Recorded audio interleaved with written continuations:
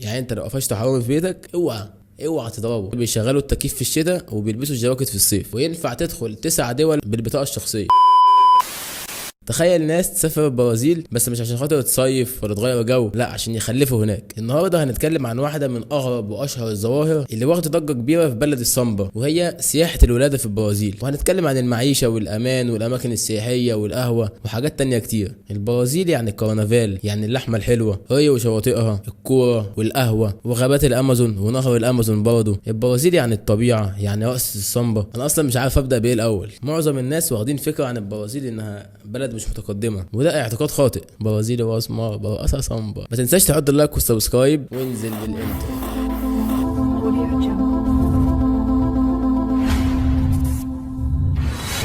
البرازيل دولة كبيرة جدا، معاها حدود مع كل دول امريكا الجنوبية ما عدا تشيلي والاكوادور. البرازيل مساحتها قد مساحة مصر 8 مرات ونص، اكبر من بريطانيا ب 35 مرة، اكبر من المانيا ب 24 مرة، واكبر من الامارات ب 102 مرة. في البرازيل عندهم الصيف شتاء والشتاء صيف، يعني من الاخر كده بيشغلوا التكييف في الشتاء وبيلبسوا الجواكت في الصيف. وده عشان البرازيل بتقع في نصف الكرة الجنوبي، ففصول السنة هناك عكس اللي احنا متعودين عليه. يعني الشتاء بيبدأ في يونيو والصيف بيبدأ في ديسمبر. لما سيرة القهوة تيجي لازم الكلمة العليا كده تبقى لمين؟ البرازيل، لانها رقم واحد في انتاج وتصدير بن للعالم كله لاكتر من 150 سنة، وهي متربعة على القمة. البرازيل لوحدها كده بتنتج تلت القهوة في العالم، واغلب اقتصادها بيعتمد على البن. غير كده البرازيل معروفة بالفواكه الاستوائية زي مثلا جوز الهند والباشون فروت والبيتايا وفواكه تانية كتير جدا احنا ما نعرفش عنها اي حاجة وطعمها جديد علينا. نتكلم بقى عن اهم موضوع في حلقة النهاردة، وهو سياحة الولادة في البرازيل. الموضوع ده موجود في دول مش قليلة في العالم بالمناسبة، بس الدول بتبدأ تاخد خطوات عشان تقلل من الموضوع ده، زي امريكا مثلا. انت يا باشا سرحان بتسمع الحلقة ومستمتع وناس اللايك والسبسكرايب، وبعدين فكرتك يلا انزل كده اعملهم، يلا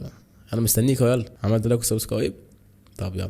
طيب لو مراتك ولدت في البرازيل، ايه المميزات اللي هتيجي لحد عندك؟ بعد الولاده بيوم او اتنين هتطلع شهاده ميلاد لابنك ان هو برازيلي اصلي كده خلاص، زي اي واحد برازيلي ايا كان بقى. انتوا دخلتوا البرازيل ازاي؟ سياحه بقى او غير سياحه. وبعد كده بتقدم له على الباسبور، وفي خلال اسبوعين هيستلم الباسبور البرازيلي بتاعه. طيب انت بقى ومراتك وعيالك التانيين ايه موقفكم بقى من الحوار ده؟ يعني ابنكم الصغير هو اللي خد الجنسيه، انتوا ايه موقفكم؟ ما دام ابنكم برازيلي فانت ليك الحق انت ومراتك وعيالك التانيين ان انتوا تقدموا على الاقامه، وهتستلموا الاقامه خلال شهر او شهرين على حسب المدينه اللي انتوا فيها، زحمه او رايقه. كده انت خدت الاقامه الدايمه، فانت كده ليك الحق ان انت تقدم على الجنسيه بعد ما تقعد سنه في البرازيل، بس لازم بشهاده اللغه اللي هي اللغه البرتغالي. فانت لازم تتعلم البرتغالي في اسرع وقت ممكن عشان تلحق تخلصها قبل السنه دي ما تخلص، عشان تقدم على الباسبور بسرعه. لان كل ما تتاخر في تعلم اللغه كل ما تقعد تاجل بقى في ان انت تاخد الباسبور. الكلام ده يطبق عليك انت وعلى مراتك وعلى عيالك لو اكبر من 10 سنين. طيب لو عيالك اقل من 10 سنين ايه موقفهم؟ لو عيالك اقل من 10 سنين بياخدوا جنسيه مؤقته بعد ما ياخدوا الاقامه على طول، من غير بقى ما يقعدوا سنه، ومن غير برضه ما ياخدوا شهاده اللغه لحد ما يكملوا 18 سنه. بس الجنسيه اللي هياخدوها مختلفه عن جنسيه اخوهم المولود في حاجه صغيره جدا محدش يعرفها. هم يا باشا بياخدوا الجنسيه كامله عادي بالباسبور، ويسافروا نفس الدول اللي ينفع يسافرها اخوهم، وكل حاجه كامله عادي. بس الفكره في ايه؟ ان الجنسيه عند الحكومه بتتسمى جنسيه مؤقته، وبعد سن ال 18 لازم الطفل ده يقف قدام المحكمه ويطلب ان هو عايز يكمل الجنسيه، ولو ما عملش كده الجنسيه بتتسحب منه. بس عادي الموضوع سهل، يقف قدام المحكمه يقول يا جماعه انا عايز جنسيه كامله، هياخد الباسبور في ايده ويبقى معاه كده مواطن بشكل رسمي من كل الجوانب بقى، من ناحيه الحكومه ومن ناحيه الدول ان هو برازيلي خلاص. موضوع سياحه الولاده في البرازيل بقى ترند ضخم وواخد شهره رهيبه عالميا، والسر كله في القانون البرازيلي اللي بيعتمد على مبدا حق الارض. يعني اي طفل بيتولد على اراضي البرازيل مهما كان ايه ظروفه وجاب منين وعمل ايه بياخد الجنسيه البرازيليه على طول، وكمان بغض النظر عن جنسيه ابوه وامه.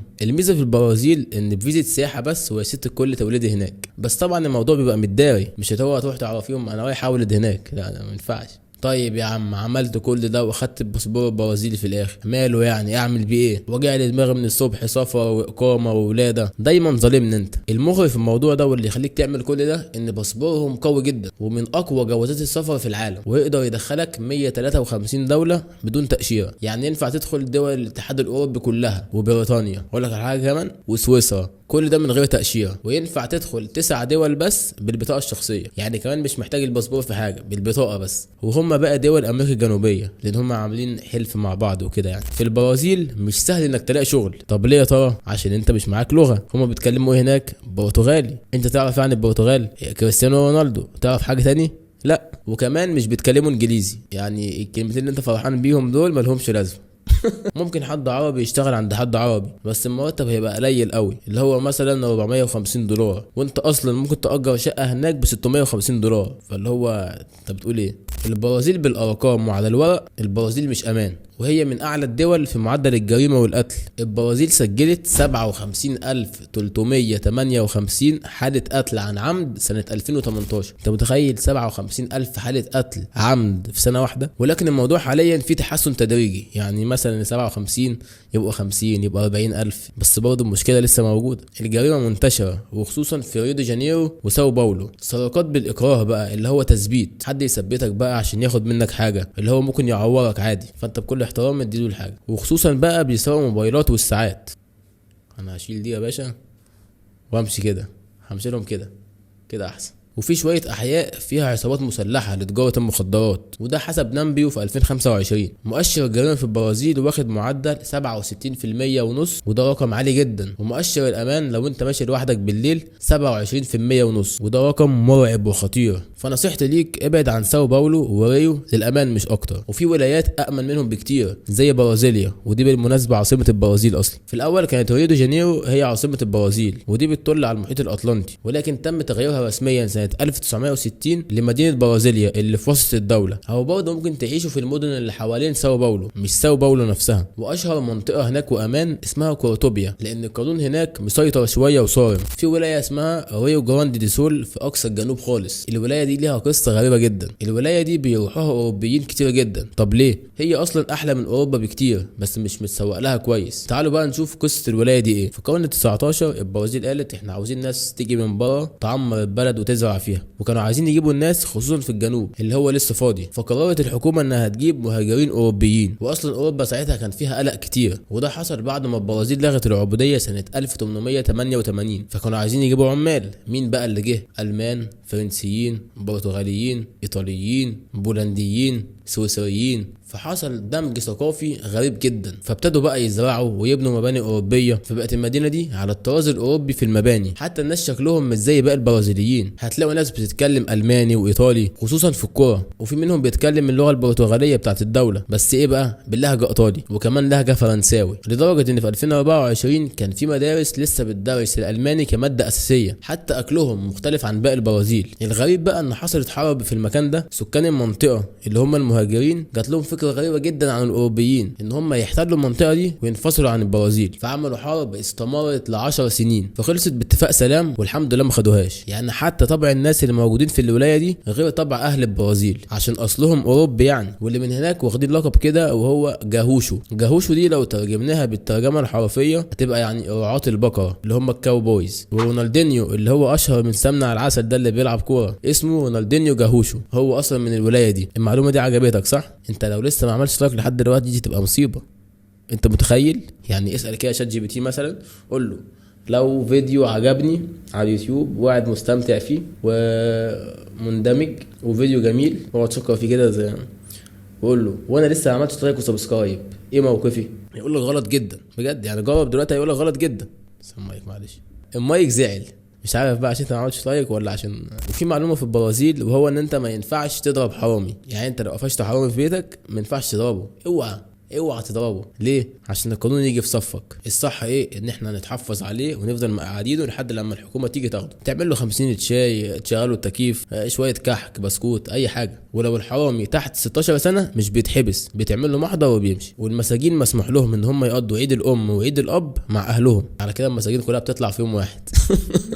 هيطلعوا يحتلوا البلد. ربنا يكون في عون الناس اللي عايشين بره. السكان الاصليين للبرازيل ليهم امتياز قانوني، لدرجه ان هم لو عملوا جريمه ممكن ما يدخلوش السجن. طبعا على حسب الجريمه دي ايه. يعني مش هيقتل مثلا، مش لازم هيدخل السجن ويتعدم كمان. يعني من الاخر كده الدوله بتوفر بيئه مناسبه للحراميه والنصابين والمجرمين والمساجين. طب ما لازم كده تبقى البرازيل مش امان. طب مستنيين ايه؟ دي حاجه بديهيه يعني. الناس اللي من اصول لبنانيه اللي عايشين في البرازيل اكتر من الناس اللبنانيين اللي عايشين في لبنان نفسها. البرازيل فيها من 7 ل 10 مليون برازيلي من اصول لبنانيه. وكمان ايه؟ اللبنانيين اللي موجودين في البرازيل اغنى من البرازيليين نفسهم، زي السوريين في مصر كده. معظمهم متركز في ريو وساو باولو. البرازيل هي اكبر دولة كاثوليكية في العالم، واصلا معروفة بانها عاصمة المسيحية. لما نتكلم عن المسيحية في البرازيل لازم نقف عند الايقونة الاعظم هناك، وهو تمثال الرب يسوع المسيح، واسمه تمثال المسيح الفادي. التمثال واقف بشموخ على قمة جبل، وارتفاعه اكتر من 30 متر، ودراعات مفتوحة عرضها حوالي 28 متر، كأنه بيحضن المدينة وناسها. لما تقف تحته وتشوفه هو منور بالليل وسط السحاب هتحس برهبة بتعكس قد ايه الايمان جزء اساسي من روح البلد دي وثقافتها. المواصلات في البرازيل عاملين حاره للاتوبيسات عشان تمشي بسرعة في حاره لوحدها، حاجة عاملة زي الاتوبيس الترددي كده. وفي ريو عندهم مترو من غير سواق زي مترو دبي وزي المونوريل عندنا. وعشان الدنيا زحمة جدا والعربيات كتيرة جدا في الشوارع، فعشان يخفوا الزحمة دي عملوا ايه؟ حسب نمرة عربيتك تمشي في ايام معينة وساعات معينة في الاسبوع، اللي هو مثلا العربيات اللي اخرها من 30 ل 50 هتمشي لحد وربع الساعة 10، عشان لو سابوا الدنيا كده كله يسوق وقت ما يحب الدنيا هتبوظ منه. المواصلات حلوه في البرازيل، اركبوا مواصلات او اطلبوا اوبر. الستات هناك غير ان هم حلوين، هم كمان بيشتغلوا شغلانات صعبة جدا، زي مثلا انها تشتغل طيارة وسواقة مترو وسواقة اتوبيس نقل عام وسواقات تريلا. وقبل كده كانت رئيسة البرازيل عادي جدا. كرنفال ريو دي جانيرو هو كرنفال بيتعمل كل سنة، بيكون من 6 ل 7 ايام. المدينة دي راح لها في 2025 عشان بس يحضروا المهرجان ده اكتر من 8 مليون شخص. المهرجان ده حقق حوالي مليار دولار امريكي ارباح. البرازيل مناسبة للعائلات جدا وللاطفال بالاخص. الاطفال ما بيدفعوش اي رسوم في الدولة لحد 7 أو 8 سنين، كله مجاني. يعني ابنك لا قدر الله لو تعب هتعالجه وتكشف عليه وتجيب له العلاج، وكل حاجة على نفقة الدولة. الطبيعة في البرازيل في كل حتة، يعني وانتوا سايقين تلاقوا شلال بقى، وخصوصا في جنوب البرازيل شلالات وغابات تحفة. والنجم الابرز في البرازيل هي غابات الامازون، رئة العالم اللي بتنتج اكسجين الكوكب وبتضم اغنى تنوع حيوي من نباتات وحيوانات نادرة. التعليم في البرازيل ليه قصة غريبة. على الورق الحكومة بتقدم تعليم مجاني لكل الناس، لكن في الواقع المدارس الخاصة اقوى بكتير وجودتها عالية جدا مقارنة بالمدارس الحكومية، لان المدارس الحكومية بتعاني من مشاكل كتير، زي مثلا نقص الامكانيات، ضعف تجهيز الفصول، ومرتبات المدرسين اللي مش قد كده. وده بيخلي الاسرة اللي معاهم قرشين يدفعوهم كلهم على المدارس الخاصة عشان تضمن لعيالهم مستقبل افضل وجامعات احسن. وفي الشغل لو هتدفعوا ضريبة على الدخل بتاعكم هتبقى من 0 ل 27.5%، بتبقى السعودية حسب الدخل. يعني اكتر واحد بياخد دخل شهري في البرازيل هيدفع ضريبة 27.5%، لكن ضريبة المبيعات اللي الكل بيدفعها ممكن توصل ل 30%. والاسعار في البرازيل بشكل عام معقولة، بس مفيش رقابة كويسة من الدولة على الاسعار. يعني مثلا ممكن تلاقي محل بيبيع ازازة الزيت ازيد من المحل اللي في الشارع اللي وراه ب$5، ونفس المحل اللي بيبيع زيت غالي ممكن تلاقيه بيبيع السكر ارخص من المحل اللي في الشارع اللي وراه. فالناس هناك متسستمين، الراجل دوت بيبيع الزيت بسعر حلو خلينا نجيب منه، وده بيبيع السكر بسعر حلو هناخده منه، وده بيبيع اللبن حلو هناخده منه. فهم متسستمين. ولحد هنا تكون خلصت رحلتنا النهارده في عملاق امريكا الجنوبيه، وشفنا ازاي بلد مجمعه كل التناقضات دي في مكان واحد، من سياحه الولاده وباسبورها القوي للجرائم والعنف والقتل والمخدرات، لغابات الامازون وروح الكرنفال والموسيقى والطبل والرقص، لحد فنجان القهوه اللي بيظبط مزاج العالم كله. وبس كده، يا ريت تقدر تعمل لايك وسبسكرايب، واكتبوا لي رايكم في الكومنتات. ايه رايكم في سياحه الولاده في البرازيل؟ وهل لو جات لكم فرص زي كده هتعملوها ولا لا؟ واشوفكم في الحلقه الجايه، ويلا سلام.